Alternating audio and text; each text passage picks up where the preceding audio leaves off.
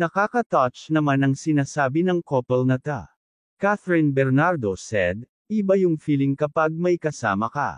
Mas secure yung feeling ko because DJ was there and parang doble yung saya pag kayong dalawa.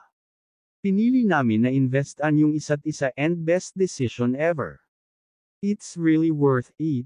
Hindi lang siya basta love team, partnership talaga.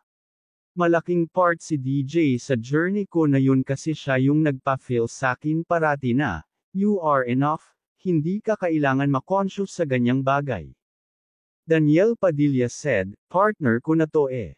Partner ko na tong tao na to and hindi ko kakayaning mawala sakin yun. Pero sakin kasi, hindi ko na kayang bitawan tong taong to.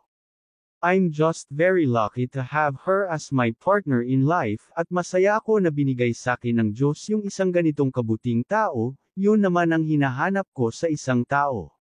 Yung taong maaapektuhan ng buhay ko at babaguhin ako sa magandang paraan at yun ang ibinigay sakin. Sa mga salita at pahayag ng dalawang couple na Katniel maraming fans ang naantig at mangiyak-ngiyak sa kanilang story. Ganun pa man mananatiling matatag sila sa isa't isa.